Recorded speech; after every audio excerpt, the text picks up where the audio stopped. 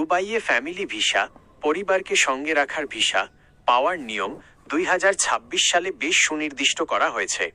আপনি যদি আপনার স্ত্রী, সন্তান বা বাবা মাকে দুবাই নিতে চান, তবে নিচের শর্ত ও পদ্ধতিগুলো অনুসরণ করতে হবে। স্পন্সরের আপনার প্রয়োজনীয় যোগ্যতা। পরিবারকে নিতে হলে প্রধানত আপনার আয়ের ওপর গুরুত্ব দেওয়া হয়। ন্যূনতম বেতন, আপনার মাসিক বেতন কমপক্ষে 4000 দিরহাম হতে হবে।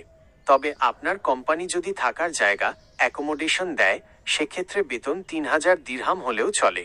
বাসস্থান, আপনার নামে একটি বৈধ বাসা ভাড়ার চুক্তি জারি থাকতে হবে। কাদের স্পন্সর করতে পারবেন?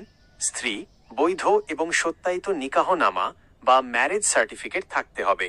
সন্তান, অবিবাহিত মেয়েদের ক্ষেত্রে বয়সের কোনো সীমা নেই। ছেলেদের ক্ষেত্রে 25 বছর বয়স পর্যন্ত স্পন্সর করা যায়, আগে এটি 18 ছিল। প্রতিবন্ধী সন্তানদের ক্ষেত্রে কোনো বয়স সীমা নেই। বাবা মাকে নিতে হলে আপনার মাসিক বেতন সাধারণত 20,000 দিরহাম বা তার বেশি হতে হয় এবং তাদের জন্য আলাদা ইন্স্যুরেন্স ও ডিপোজিট দিতে হয়। 3. প্রয়োজনীয় কাগজপত্র। আপনার স্পন্সর পাসপোর্ট এবং রেসিডেন্স ভিসার কপি, আপনার এমিরেটস আইডি, কোম্পানির লেবার কন্ট্রাক্ট এবং স্যালারি সার্টিফিকেট, পাসপোর্ট সাইজ ছবি, সাদা ব্যাকগ্রাউন্ড, সত্যায়িত সার্টিফিকেট, ম্যারেজ সার্টিফিকেট স্ত্রীর জন্য এবং বার্থ সার্টিফিকেট সন্তানদের জন্য।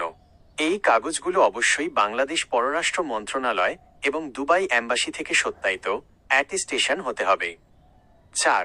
আনুমানিক খরচ 2026 অনুযায়ী।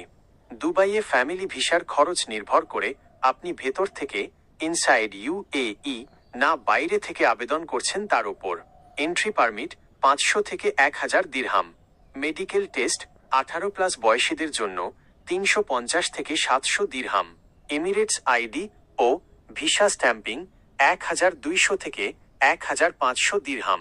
সব মিলিয়ে প্রতি সদস্যের জন্য গড়ে 3500 থেকে 5500 দিরহাম খরচ হতে পারে। 5. আবেদন করার পদ্ধতি। টাইপিং সেন্টার, দুবাইয়ের যে কোনো অ্যামর সেন্টার বা অনুমোদিত টাইপিং সেন্টারে গিয়ে সব কাগজপত্র জমা দিন। 2. Entry permit. প্রথমে আপনার পরিবারের জন্য এন্ট্রি পারমিট ইস্যু হবে। 3. Medical OID. পরিবার দুবাই পৌঁছানোর পর তাদের মেডিকেল টেস্ট করাতে হবে এবং এমিরেটস আইডির জন্য আবেদন করতে হবে। 4.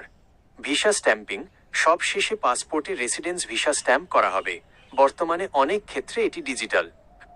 বিশেষ দ্রষ্টব্য, বাংলাদেশিদের জন্য বর্তমানে সরাসরি নতুন ওয়ার্ক ভিসা পাওয়া কঠিন হলেও যারা অলরেডি দুবাইয়ে ভালো চাকরিতে আছেন, তাদের পরিবারের জন্য ফ্যামিলি রেসিডেন্স ভিসা পাওয়ার ক্ষেত্রে সাধারণত বাধা থাকে না।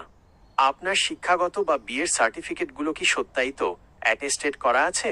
না থাকলে আমি আপনাকে সেই পদ্ধতিটি জানিয়ে দিতে পারি।